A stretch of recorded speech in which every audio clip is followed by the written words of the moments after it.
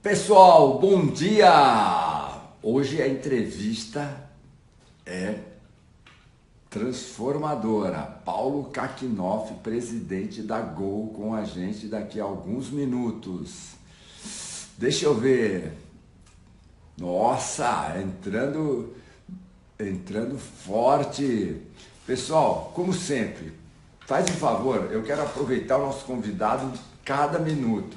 Então, põe coraçãozinho, chama no aviãozinho. Isso, fala assim, sai da cama, meu amigo, que essa vai ser uma das lives mais importantes da, da nossa semana. Fernanda Albuquerque, bom dia. The Best CEO, certamente. Bom dia, Jaque Souza, bom dia. Elaine, bom dia. Grupo Corrida Sem Limites, bom dia. Ah, cadê você? Anadre, Paulo Roberto Lisboa, bom dia. Jaque Souza. Isso, pessoal, muito aviãozinho, muito. Mariana, bom dia. Grupo de Corrida Sem Limites. Bom, agora esses dias nós estamos com essa limitação, né? Eu mesmo, eu corro ali na pracinha do lado de casa, eu tô correndo 5:30 da manhã. Isso. Bom dia. Bom dia, Van Almeida, Carol Terapias, Marcelo Campos, ah, Alice. Ó, parei minha caminhada para assistir. Deixa eu falar uma coisa muito importante para vocês. Oi, Júlia! Júlia Duarte, minha parceira. Pessoal, ó, vocês sabem que eu estava na Índia fazendo um tratamento ayurvédico. O que eles falam? Para aumentar nossa resistência, tomar muito, eles chamam de chá sem chá, tá? Ou seja, chá sem chá. Você esquenta a água, mas você não põe a erva, é só água quente, tá? Água quente para aumentar a sua resistência. Iraci, bom dia. Eu queria falar com você sobre Amparo e Recife. Vai lá no, pessoal, vocês querem mandar mensagem para mim? Manda uma mensagem lá no, manda uma mensagem lá no Patrícia Riso, Marluí Nogueira, saudade de você. Geraldo Neto, meu brother, mandou meu mel, minha rapadura. Fiz panchakarma, chimarrão conta. Eles falam eles falam uma coisa muito interessante. Eles falam o seguinte: é, a água, só a água quente é mais poderoso para aumentar a tua resistência, tá? Então, ó, é um monte de água. Vou até buscar aqui mais água quente para ficar tomando.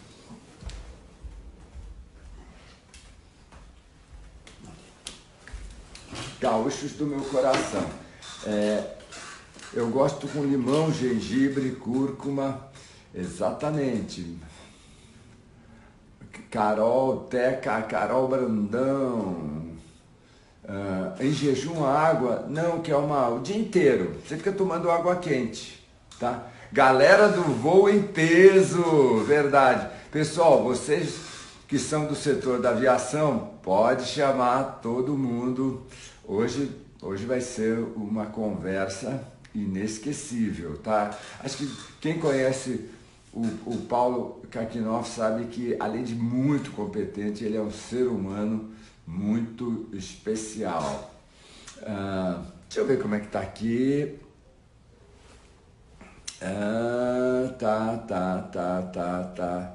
Tá. Deixa eu ver se eu consigo. Tá, bom dia, Chique. Qual será a função? Eles dizem que a água quente estimula os meridianos que ao estarem estimulados e é isso, tá? Paulo, poxa vida, que honra! Paulo Kakinoff, presidente da Gol. além de tudo, um ser humano muito, muito, muito especial. Quero, do fundo do coração, agradecer você por ter aceito esse convite. Roberto, bom dia. Obrigado. Quem agradece sou eu. É a minha primeira live no Instagram. Então, eu espero, espero não fazer nenhuma besteira aqui, não desligar nada, não derrubar nada. Você sabe que os meus amigos, quando viram que eu divulguei, falaram, Roberto, mas o que você tem que conseguiu que ele, nesse momento da carreira, da vida, dos negócios, gaste 1 hora com você. Então, eu até tomei ontem um banho de arruda para cuidar da inveja dos meus amigos de ter você aqui. Obrigado pela gentileza. Mesmo nessa crise, para bater papo com um amigo, a gente sempre acha um tempo. Então, por favor, é um prazer para mim, tá? Verdade. Obrigado. Eu pretendo dividir a nossa conversa, pessoal, em 3 partes. Primeiro, o que você pode falar de como fazer a administração de uma empresa que é disparadamente o setor mais prejudicado, né? Depois eu gostaria que você falasse para a nossa turma, tem muitos empresários, muitos profissionais liberais, como que eles têm que agir, como que eles têm que pensar. E, na última parte, eu gostaria muito que você falasse, inclusive, daquela nossa conversa que você falou, eu estou fazendo questão de dormir 7 horas e a minha equipe dormir 7 horas, porque a gente não pode se dar o luxo de ter alguém com burnout nessa hora, porque todo mundo é importante. Então, talvez podemos começar você compartilhando com a turma isso, porque eu acho muito importante dormir bem na hora que as pessoas precisam da gente. Vamos lá? Combinadíssimo. A gente começou a perceber essa crise há aproximadamente 70 dias, até um tempo um pouco maior, né, eu diria, do que os demais setores, porque, caracteristicamente, o setor aéreo no mundo todo tem entrado primeiro, sofrido primeiro os impactos do Covid e possivelmente será um dos últimos setores também a sair, por motivos óbvios, né? As pessoas estão mais preocupadas, com razão, em se protegerem, ficar em casa, então a demanda por viagem diminuiu. E quando esses primeiros sinais, né, da crise começaram a chegar, nós tínhamos uma posição privilegiada, acho que o Brasil inteiro teve uma posição privilegiada de poder ter assistido, né, ou recebido informações do que vinha acontecendo nos outros países, né? O Brasil, a América Latina, foi uma das últimas regiões realmente na chegada da Covid. Então, havia muita informação para que a gente pudesse se preparar e pelo menos ter uma ideia do que estaria pela frente do ponto de vista da complexidade, da gravidade. Porém, ninguém sabe, nesse momento, quanto tempo a crise vai durar, né? E o quão aguda ela será. Para fazer uma analogia de clara interpretação, né, para todas as 16 mil pessoas que trabalham na Gol, nós fizemos uma comparação com a travessia de um deserto, né? Então, há 70 dias atrás, nós falamos, olha, nós estamos iniciando agora a travessia desse deserto sem saber qual é a temperatura que a gente vai encontrar e tampouco a extensão. Por isso, é fundamental, né? Como se nós tivéssemos para enfrentar uma maratona, uma ultramaratona ou um desafio físico imenso, que a saúde mental e a saúde física do nosso grupo fosse tão preparada e tão priorizada quanto todos os itens técnicos que nós estamos fazendo.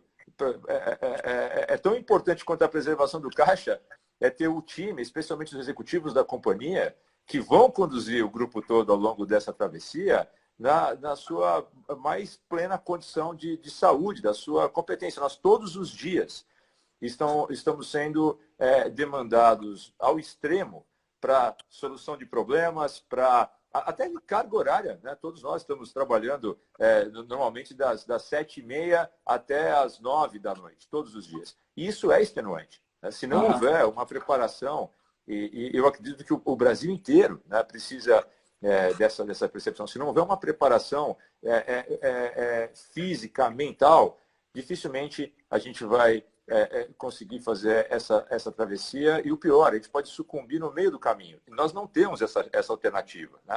Falhar não é uma alternativa.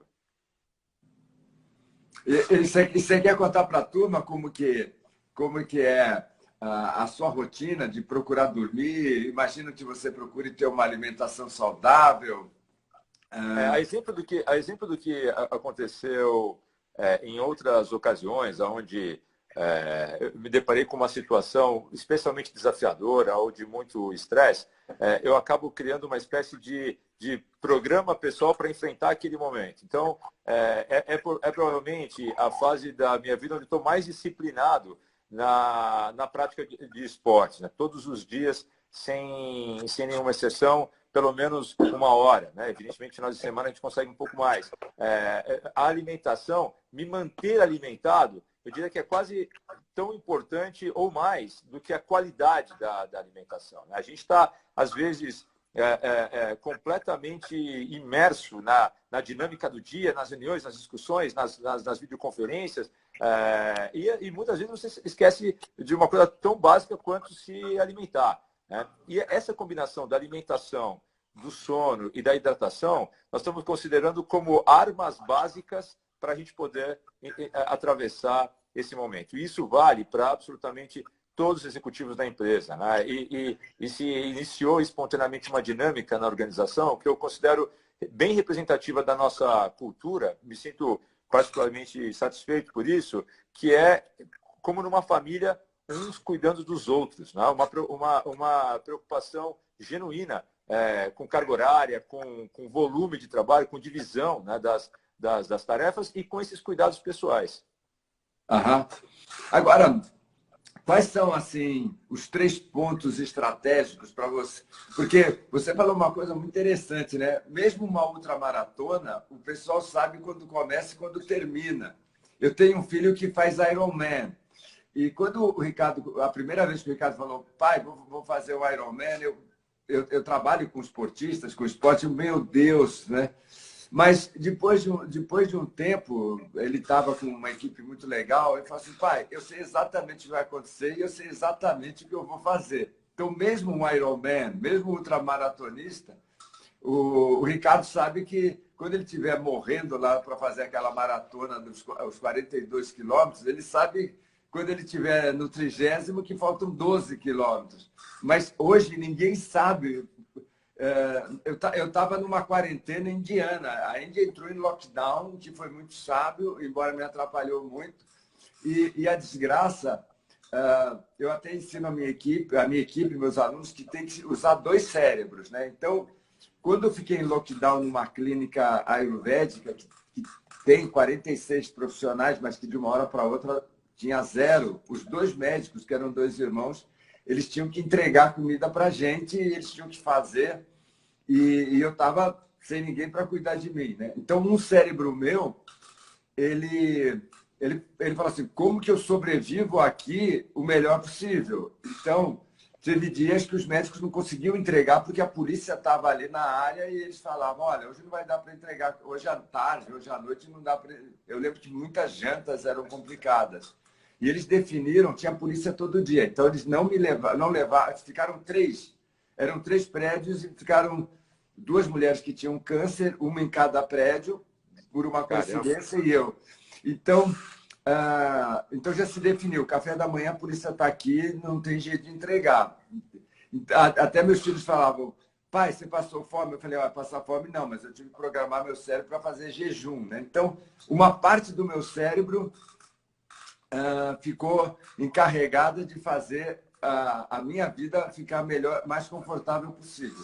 E a outra parte do meu cérebro ficou encarregada de me tirar de lá. Então, eu arrumei alguém na embaixada que era responsável por colocar os brasileiros em voo dos estrangeiros e no final acabei saindo num voo. E você foi um dos que eu falei, tem jeito de me ajudar, Roberto? Não tem, né? Então, eu fiquei um expert em companhia aérea, né? E chegou uma hora que a própria companhia aérea, eu tinha um voo pela Qatar, falou assim, caro passageiro, a gente não sabe o que vai acontecer, paciência, né? Então, no caso de vocês, não existe uma maratona depois do ciclismo, né? Então, eu gostaria muito que você falasse como que vocês pensam, como que você pensa, porque os custos continuam chegando, as contas chegam, o dólar sobe.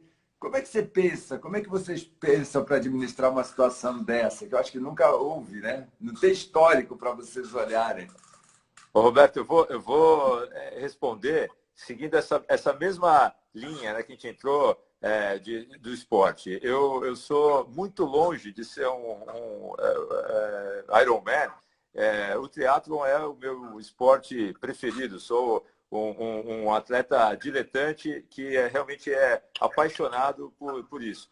E, evidentemente, nas provas, né, muitas coisas, apesar do planejamento, muitas coisas imprevisíveis podem acontecer. Você pode encontrar, como eu falei, uma temperatura muito mais alta do que o previsto, o pneu furou, o zíper da roupa de borracha não arrebentou, enfim, esse tipo de coisa. Mas há um espectro de variáveis onde você sabe que até mesmo as possíveis falhas, né, podem ser previamente imaginadas e você ter algum tipo de planejamento. Agora, nós estamos iniciando agora não, já estamos provavelmente espero, né, tenhamos passado aí por um terço, um quarto dessa nossa jornada, dessa nossa prova, sem saber qual é o terreno, qual é a modalidade que virá depois, se vai ter montanha, se tem rio, se é um tsunami que está vindo. Nós estamos indo mais ou menos no escuro. Particularmente, essa crise ela está trazendo para a gente, de um lado, situações kafkanianas, como essa que você viveu, né? Você não pode ter acesso ao café da manhã porque a polícia não deixa, né? Você não honesto numa situação completamente inimaginável e impensável. Do outro lado, eu acho que ela também deverá trazer para a gente uma recalibração na dose de prepotência que a gente normalmente e inconscientemente tem, né? Na sensação de controlar, de direcionar o resultado final de absolutamente todas as coisas. Nós estamos, nesse momento, continuamos pilotando um avião que está voando a 800 km por hora, só que agora o nosso radar dá uma visibilidade de 1 quilômetro à frente, de 1 milha à frente. Tá? E isso é o inusitado, é o novo. Eu vejo o volume de informações que nós todos estamos recebendo todos os dias, especialmente nos grupos de WhatsApp, né, nas matérias. E o que vai acontecer amanhã, considerando só os especialistas renomados, tem um espectro tão grande de variações, né, que eu tenho duas certezas. Alguém vai sair dessa crise dizendo, olha como eu estava certo, porque como tem tantas possibilidades, até relógio parado 2 vezes ao dia tem razão. Né? Então, alguém vai sair e vai falar, olha, eu sabia o que vai acontecer, mas na prática, eu não acredito em especialista de situação inédita. E é o que nós estamos vivendo agora. É uma situação completamente nova, completamente inusitada. Então, o que a gente tem procurado fazer é aprender a cada dia, estudar muito quais são as possibilidades, falando com os especialistas de cada um dos setores. Mas não há um especialista em crise de coronavírus, não há um especialista em pandemia de Covid que parou o planeta. Então, eu acho que é um misto, respondendo agora objetivamente, pelo menos nós temos tentado fazer um misto entre estudo intenso dos dados, do que está acontecendo, das tendências dos outros países, evidentemente do comportamento da pandemia, e ao mesmo tempo selecionando aquelas medidas que, independentemente de qual será o cenário, qual será o resultado, a gente sabe que só pode ser bom. Né? Desde cuidar da gente mesmo até preservar o caixa, ter a maior redução possível dos custos, procurar preservar o nosso grupo de colaboradores. Nós temos 16 mil pessoas na companhia, é o setor mais afetado, não fizemos nenhum desligamento e vamos segurar ao máximo essa configuração da empresa. Será possível passar pela crise toda segurando ao máximo esse grupo de colaboradores? Eu não sei dizer, mas tudo que a gente puder decidir hoje para aumentar essa probabilidade, nós vamos fazer. Então, eu acho que as melhores decisões agora é tomar aquelas coisas que nos parecem mais óbvias, né? Que serão boas em praticamente qualquer cenário de gravidade da crise. Dá para você contar alguma decisão, alguma ação de criatividade, até para você divulgar ações da Gol, que a gente fala assim, olha, a gente está fazendo isso como algo para a gente fazer um caixa, algo para a gente estar garantindo que voa daqui 2, 3 meses. Teve alguma ação dessa? Eu vou ficar feliz de falar de uma ação que, assim como a maioria das boas ideias da Gol, não veio de mim. Então, é ainda mais prazeroso poder falar dela. Né? Em um determinado momento, o nosso time de marketing trouxe a seguinte ideia. Logo no início da crise, eu acho que nós deveríamos convidar os profissionais de saúde a viajarem conosco gratuitamente. Basta se apresentar. Por quê? O raciocínio foi, quanto mais rapidamente os heróis, de fato, os especialistas, de fato, tá, nesse momento, puderem chegar aonde as pessoas mais precisam, ou até mesmo eles voltarem para suas casas depois de jornadas extenuantes e se reenergizarem para continuarem no fronte de batalha, tanto melhor será para o encurtamento dessa crise. Ou seja, a crise está diretamente associada à capacidade dos profissionais de saúde poderem literalmente dar conta da demanda. A pandemia, por hora, até onde se sabe, ela é incontrolável. Nós sabemos que a probabilidade, a possibilidade da maior parte da população ser em algum momento da pandemia contaminada é enorme. Enquanto não houver vacina, enquanto não houver a cura, por assim dizer, nós estaremos expostos ao vírus. E também não é razoável se imaginar que ficaremos em lockdown por 1 ano e meio ou por 2 anos. Então, o que parece ser, até agora, né, a avaliação mais sensata é como se consegue, de alguma maneira, controlar o ritmo do contágio vis-à-vis a estrutura hospitalar, a capacidade do sistema de saúde. E quem opera isso tudo são os profissionais de saúde. Não sou eu, não é você, não é o tripulante da companhia.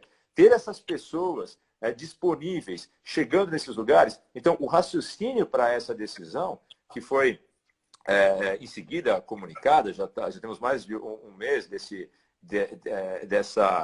serviço, né? Basta você chegar no aeroporto com a sua identificação de profissional de saúde, o CRM, por exemplo, você vai viajar gratuitamente. O raciocínio por trás foi, quanto mais a gente puder ajudar dessa maneira no combate à doença, maior a probabilidade da crise ser ou menos intensa ou encurtada e mais rapidamente voltaremos, né, para a nossa vida normal. Então, esse eu acho que é um exemplo de que legal. atividade bacana do grupo. A gente tem um treinamento chamado Flow. Em todos os nossos treinamentos, a gente deixa de 30 a 100 vagas para alguma ação. Então, o ano passado foi professores da rede pública de ensino fundamental, no outro ano foram as pessoas de ONG, e a gente abriu para esse treinamento os profissionais de saúde que trabalham em hospitais. E aí, 280 pessoas se inscreveram no treinamento. Aí a gente, putz, mas vai tirar a vaga, né? E a gente fez exatamente isso. A gente falou, abre todas, porque como é um treinamento que trabalha a cabeça, mentalidade, a gente pensou, quanto mais esses caras tiverem com a cabeça boa, mais rapidamente eles livram a gente dessa situação, né? Agora, assim, como ações, o que você sugere para esses nossos médio empresários? A gente tem executivos de grande empresa, a gente tem profissionais liberais. Como que você sugere assim, gente, pensa desse jeito, ou sugiro, pensa, né? É complicado, como você falou, né? Teve um tempo que eu e a Cláudia, minha mulher, a gente tem uma casa em Juqueí. E a gente estava sempre discutindo, porque eu achava que tinha que voltar de Juqueí pela Mogi Bertioga e a Cláudia achava que era para imigrantes. Às vezes mudava, né? E essa situação ficou tão ruim que a gente levou para uma terapia de casal. E aí a terapeuta chegou uma hora e falou assim, vê, isso é 20 anos atrás, né? Aí ela falou assim, como que você... E aí a Cláudia, pô, mas você defende assim, assado, a gente tem que pensar assim. Aí Cláudia, aí a terapeuta falou, gente, vocês estão defendendo um ponto de vista que como você pode ter a mínima certeza de que você está certo? Aí a gente, porra, é mesmo, né? A gente está defendendo um ponto de vista sem ter a mínima certeza do que está certo, né? E eu lembro disso e eu frequentemente conto essa história nas reuniões de empresa, né? Então o pessoal sabe disso e está sendo legal porque esses dias, quando fica aquela coisa que alguém tem muita certeza, alguém fala: você está decidindo se a Mogi Bertioga é melhor que a Imigrante? Você tem alguma certeza, né? Aí todo mundo baixa a bola e fala: é mesmo, ó, eu acho que. E aí diminui essa energia de eu tenho certeza que a Rio Santos, que a Mogi Bertioga é melhor. Né? Mas, com esse ponto de vista de que ninguém tem certeza de muita coisa agora, uma certeza que eu tenho é que você cuidar muito do fluxo de caixa. Mas, tirando essas coisas, o que você diz para essa turma que está escutando, vai escutar, assim, ó, olha esses pontos. Adorei a história, porque já faz algum tempo que eu tenho ficado mais interessado em estar perto das pessoas que têm boas dúvidas do que aquelas que têm muitas certezas. Né? Eu acho que a gente vive, né, um momento de tanta oferta de profetas, de pessoas oniscientes, né, que sabem absolutamente tudo sobre tudo, que, pelo menos para mim, tem sido muito mais produtivo conversar, falar, absorver as pessoas que estão com mais dúvidas do que com certezas. Né? Isso ficou exacerbado durante o período da crise da Covid, como a gente falou agora. Portanto, o que eu vou recomendar, o que eu vou falar, está exclusivamente baseado na minha perspectiva sobre o negócio da Gol. Né? Eu jamais gostaria que isso fosse percebido como uma tentativa de ser um tom professoral, né? Mas são coisas que eu humildemente acredito que funcionaria para um maior espectro de negócios que estão passando pelo desafio que nós estamos vivendo, e acho que, de alguma maneira, a gente está legitimado para falar isso pela gravidade, né, do tema no setor aéreo. Para você ter uma ideia, a nossa demanda caiu em 93%. Nesse momento, dos 134 aviões que nós temos em nossa frota, nós estamos operando 12. Né? Tínhamos 800 voos diários, estamos operando 50.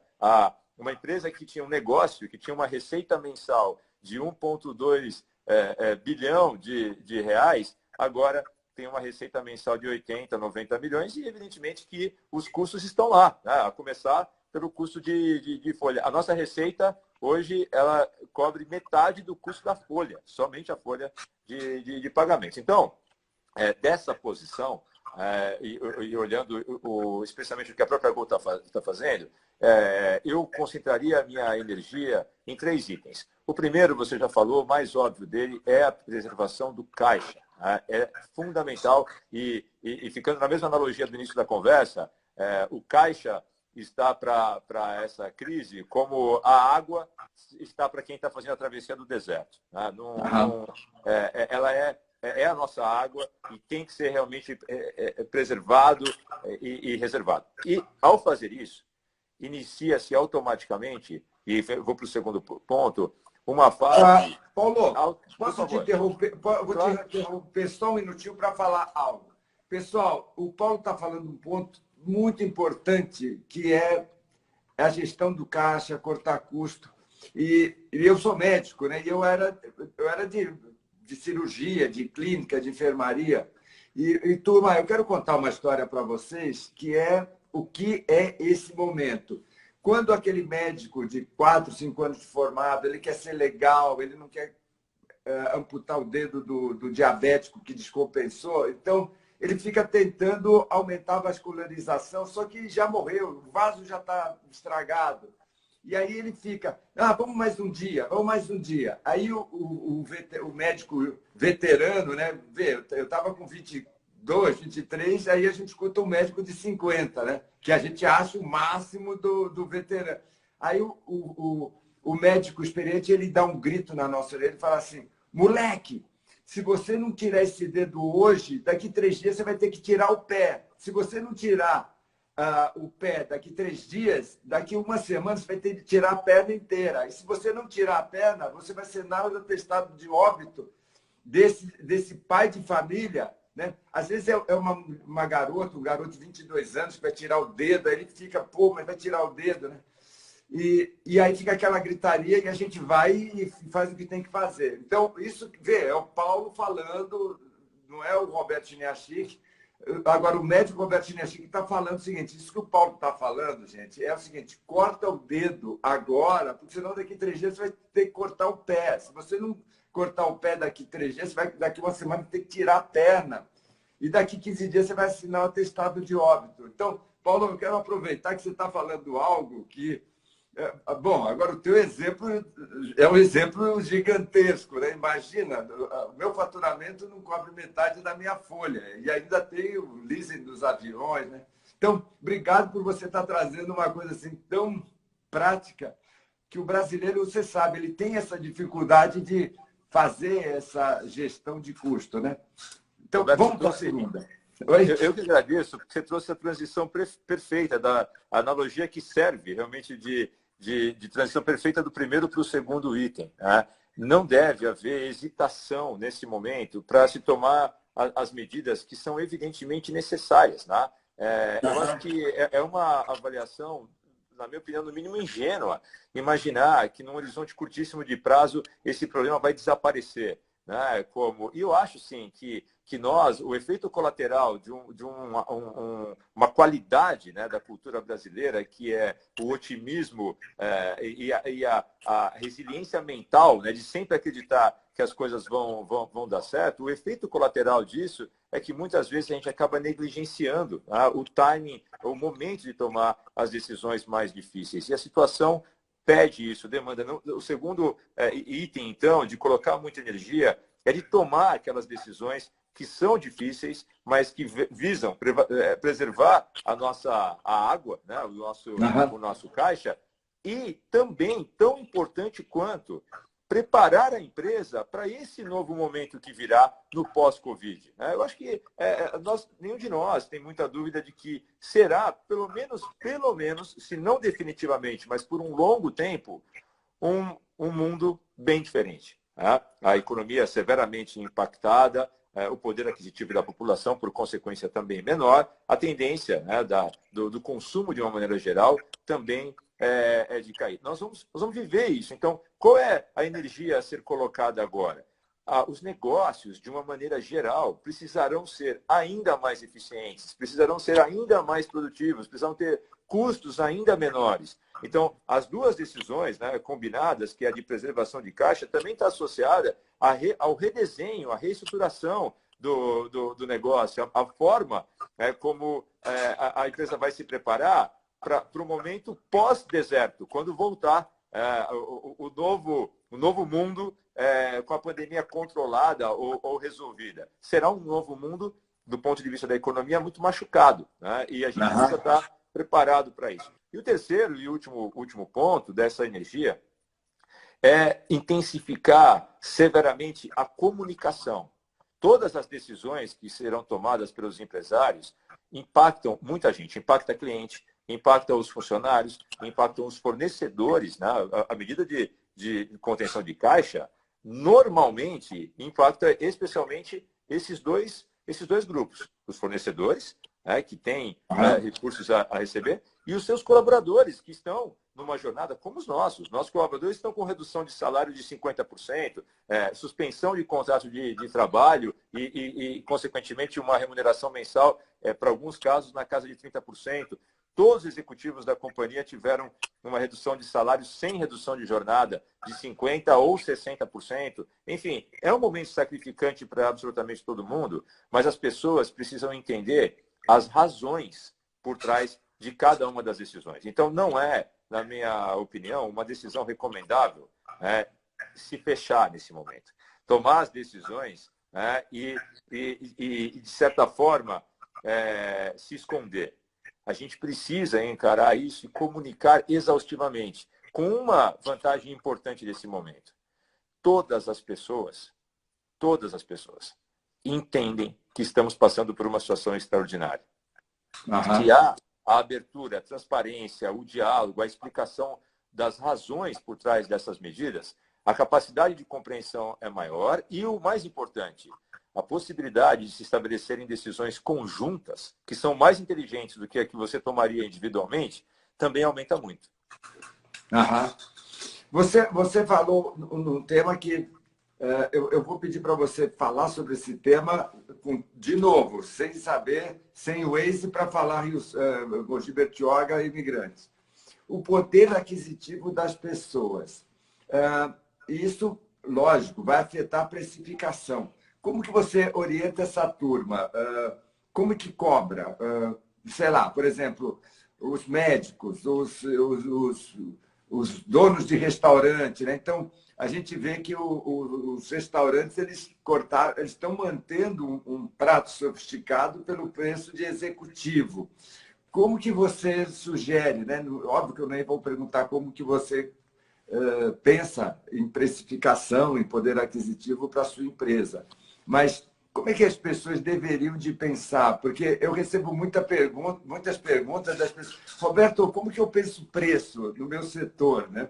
E eu estou aqui terceirizando essa resposta. Pessoal, ó, eu estou com o presidente de uma companhia aérea.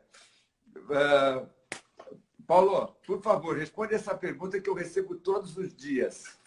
Precificação é o item mais sofisticado que existe numa companhia aérea e talvez seja o setor aéreo o que tenha realmente maior complexidade para fazer isso. Tem muita tecnologia por trás, porque ela leva em consideração sazonalidade, perfil de cada um dos clientes, poder aquisitivo regional, ocupação da aeronave, baixa temporada, alta temporada. Tem modelo muito sofisticado. Nesse exato momento, ou seja, falando de uma empresa que está num setor com esse grau de sofisticação, a maneira como a gente está vendo precificação foi completamente subvertida. A gente praticamente abandonou esses modelos temporariamente e passou a construir o seguinte: como eu consigo trazer a operação para o nível mais enxuto possível, conseguindo oferecer, né, o serviço básico, que é o fundamental de um setor aéreo, transportar uma pessoa com segurança do ponto A para o ponto B, inclusive com custos adicionais nesse momento, porque nós aumentamos significativamente os processos de sanitização a bordo,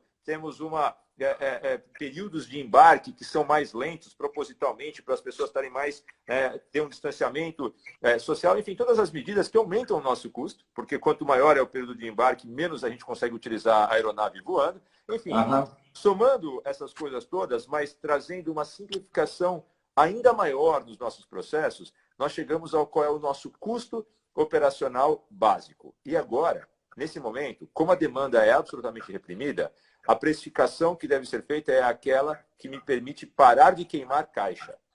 Não é o momento, ninguém vai conseguir fazer margem, ninguém vai conseguir fazer lucro. A objetividade é essa. Então, partindo de um exemplo que você acabou de dar, do setor de alimentação, né? Eu vejo dois grupos de amigos que eu tenho. Aqueles que já tinham uma franquia de um restaurante e estavam nos sistemas de delivery já, né? Rappi, iFood, Uber Eats. Esses pensaram, ok, eu vou reduzir o meu custo fixo do restaurante, vai parar de operar, então eu vou gastar menos energia, vou renegociar aluguel com o fornecedor e vou me dedicar completamente ao que eu já tinha, que era o delivery. Outros restaurantes que não tinham esse serviço e não faziam parte, entraram no modo parecido com o que eu acabei de falar agora. Simplificaram absurdamente seus cardápios, consequentemente, reduziram o estoque, reduziram a complexidade de compras, se focaram nos produtos que têm o maior giro, que têm a maior demanda, cujo custo de preparo também não é tão complicado e que funcione bem no sistema de delivery, né? São alimentos com um nível de precificidade menor e tudo mais. E como eles precificaram?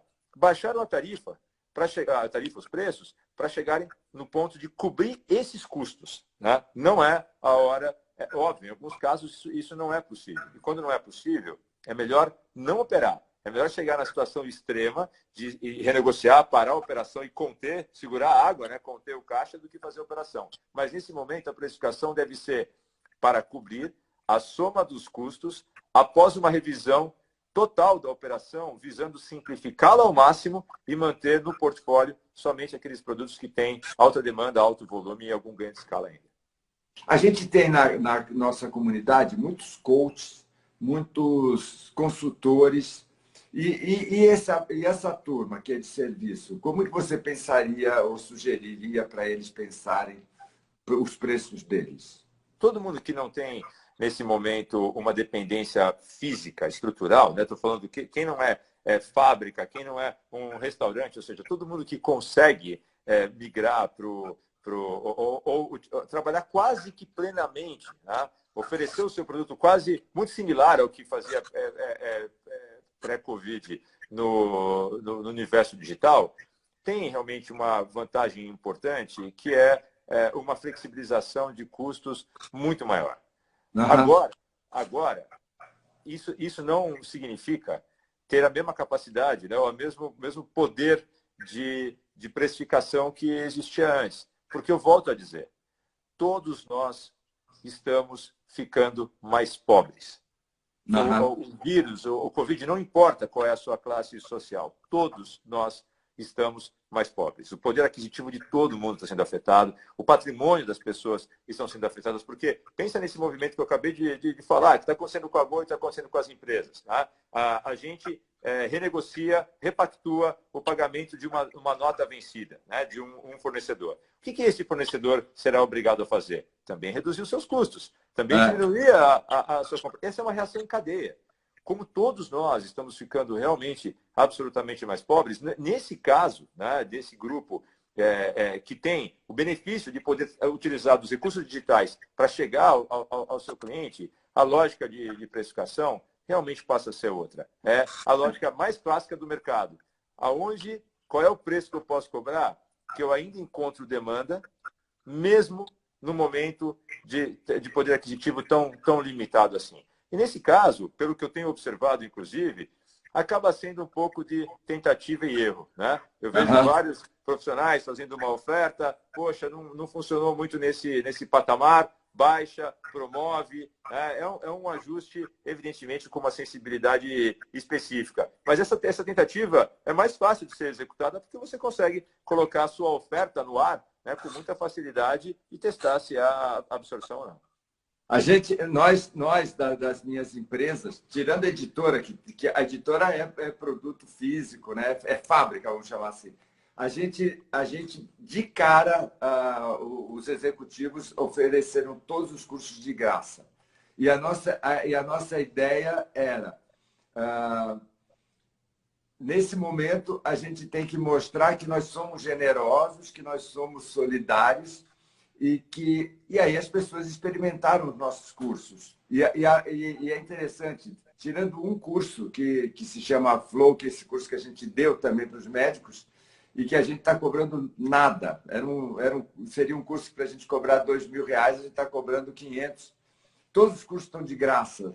E a ideia é muito essa, né? Que a gente mostre para o nosso público quem a gente é. E eu tomei a iniciativa de fazer live com pessoas top também, para falar, gente, espera aí, nós vamos dar um conteúdo de graça para vocês, para mostrar quem a gente é. Né? Eu acho que agora tem uma chance para as pessoas, para os empresários, de falar assim, quem você é. Né? Eu vejo que tem gente que manteve um rigor, só vou atender por esse preço, vou manter. E aí ficou muito claro quem é quem. Né? Então, é muito legal, bonito, quando vocês falam, olha, profissionais de saúde, vamos ajudar vocês a cuidar melhor das pessoas. Eu acho que esse momento é um momento que ajuda as empresas, os profissionais a mostrarem que tipo de pessoa, que tipo de...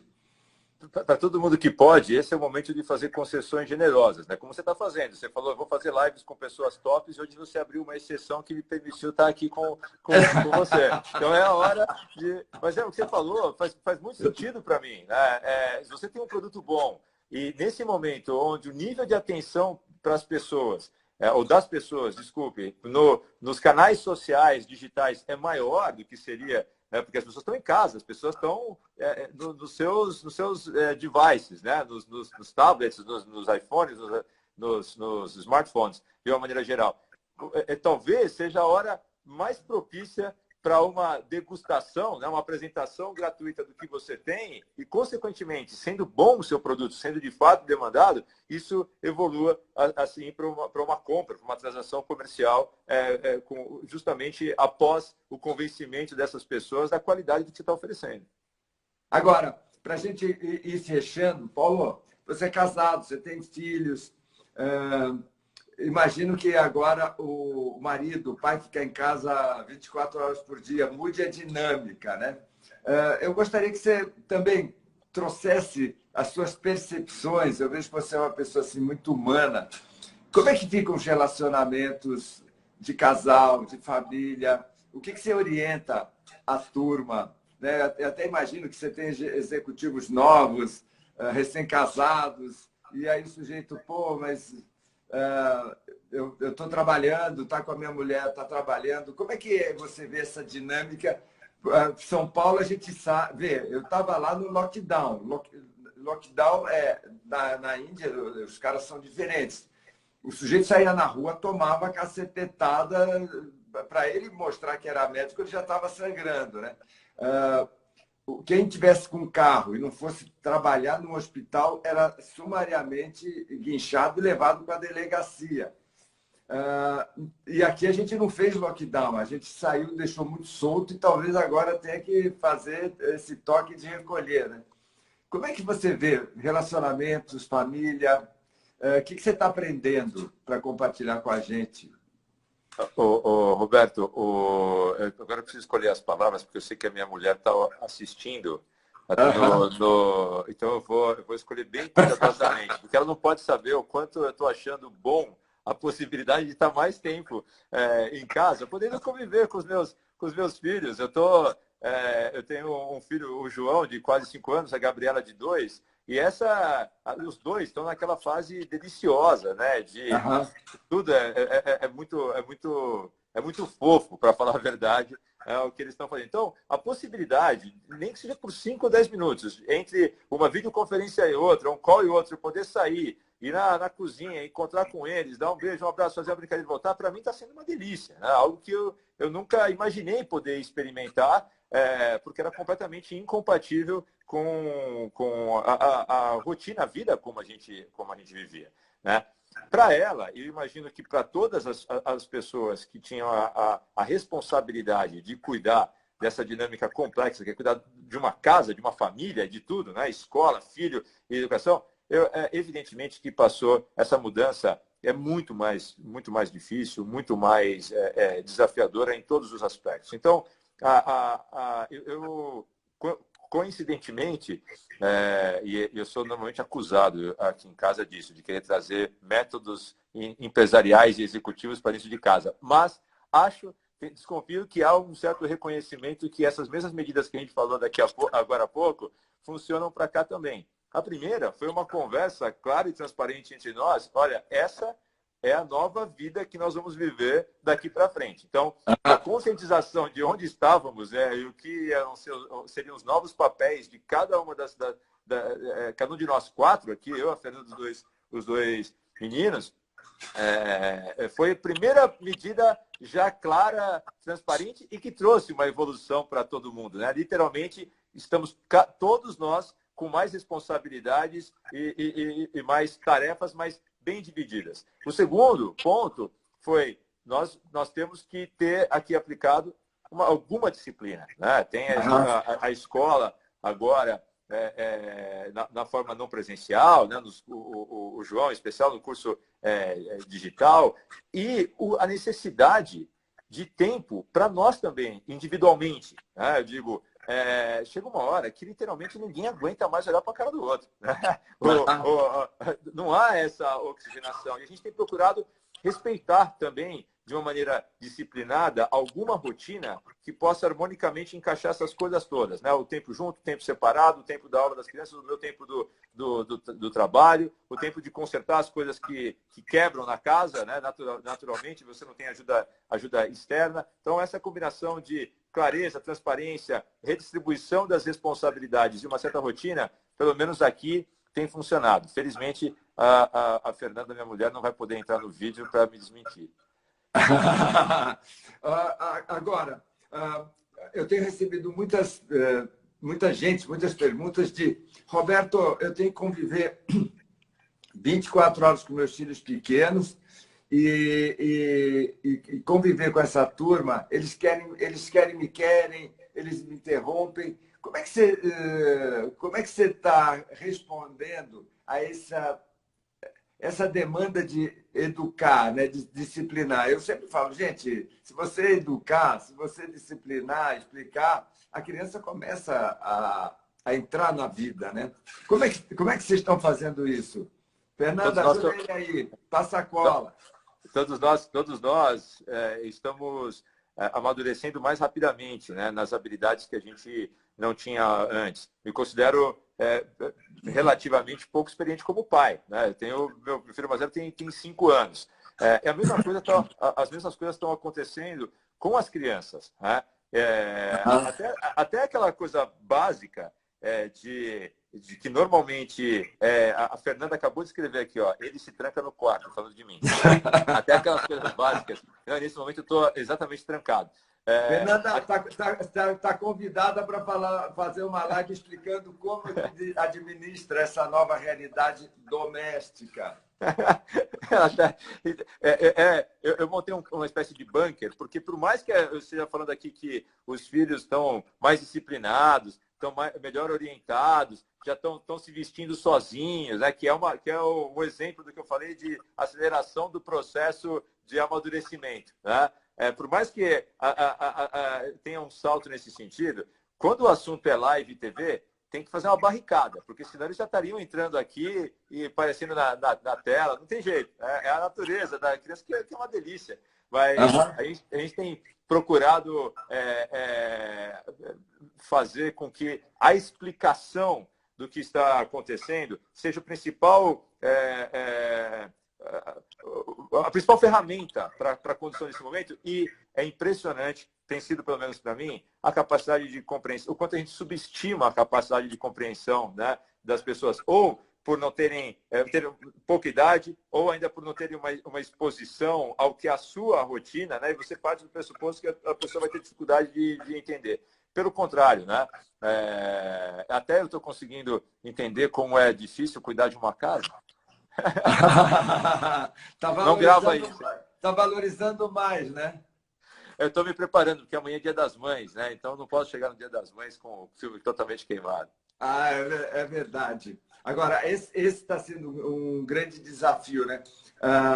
Eu tenho alguns amigos empresários, por exemplo, tem uma empresa chamada Stars, né? A Stars, esses dias, eles se adaptaram tão bem ao home office que eles entregaram a empresa. Eles estavam num cowork, eles entregaram. Nós, a editora Gente, até porque a gente tem ainda uma sede sofisticada, caríssima. E a Roseli, que é a CEO, falou, vamos entregar essa sede. E a gente descobriu que alguns departamentos podem funcionar muito bem com as pessoas em casa. E, lógico, mas precisa ter, então está indo para um lugar menor. E é muito isso, né? Eu acho que iria se acabar em algum dia valorizando mais o home office, as pessoas podendo não gastar 2 horas, 3 horas para sair de casa, chegar na empresa. E essa dinâmica, agora, realmente, né? O outro lado, Roberto, eu e a minha mulher estamos brigando 24 horas por dia. O que eu faço, né? E eu sempre falo, seja mais paciente, aprenda a escutar. Porque as pessoas sempre perguntam para mim, Roberto, quando é que termina uma crise? E eu digo, uma crise nunca termina, porque ela nunca volta ao que era, né? Então, por exemplo, daqui um tempo você vai ver o seu filho que é obediente, queridíssimo. Eu falo isso, eu tenho experiência só de 5 filhos. Então, mas como psiquiatra, 40 anos, né? Então, o filho com 13, 40 anos começa a ficar rebelde, né? Aí o pai pergunta, Roberto, quando é que volta? Eu falo, não vai voltar. Você que tem que acompanhar, porque senão você não vai mais ter filho e teu filho não vai ter prazer de ser seu amigo, né? Aliás, naquela palestra que eu falei na Go, eu falei isso, né? Tem uma hora que você tem que falar, filho, agora a gente é amigo, não é mais pai e filho. né? Quando é criança, a gente ainda dá alguma orientação, mas depois a gente aprende junto. E as pessoas foram jogadas nessa crise, nesse madureza, né? Foi um curso que tinha antigamente, pessoal, É. de ser pai, de ser companheiro, de trabalhar em casa, ter a disciplina. E eu, Roberto, a gente está vivendo um processo como eu falei, de transformação e que faz com que a gente também, como todas as outras crises, né, possa transformar essa num trampolim para um estágio evolutivo na direção de processos mais inteligentes. Né? Hoje, eu acho que as pessoas estão mais se perguntando por que eu fazia tal coisa de tal jeito, né? Altamente improdutivo, negligenciando tempo. E a gente foi, né, ao longo dos anos, do tempo, se acostumando, se moldando a dinâmicas que, de fato, estão são até contraditórias com o que a gente fica o dia inteiro pregando e falando, né? Do que diz respeito à eficiência, a lógica, a razão. Isso vai desde o tempo que a gente fica completamente parado, preso em trânsito, em fila, para situações que poderiam perfeitamente serem resolvidas com a tecnologia já disponível. Né? Eu acho que um salto importante dessa digitalização é que a gente, evidentemente, vai ter muito mais gente utilizando os canais digitais, muito mais gente podendo ganhar qualidade de vida e de tempo por fazer aquilo que já está disponível. Então, eu tenho uma visão muito positiva de que Paulo, um admirável mundo novo está chegando. Paulo, deixa eu te pedir um favor. Claro. A live, o Instagram só permite 1 hora. Tá. E eu não queria terminar correndo. Eu preciso terminar essa e começar outra para a gente. Você consegue mais uns 10 minutos? Sim, eu estou ok. Legal. Então, eu vou encerrar essa e a gente começa uma de novo. Pessoal da Gol, eu quero, Paulo, falar. A turma da Gol, eu não sei se você combinou ou não, mas é muito legal ver o carinho que eles têm por você. Que legal. Então, por isso que eu não quero terminar assim correndo. Me dá mais alguns minutos. Tá Pessoal que está na live, nossa, que entrevista, hein? Putz, presente para sábado de manhã. Ó, estou terminando e estou voltando. Tá bom, eu vou fazer isso. Espera aí, eu vou sair e a gente entra de novo. Tá.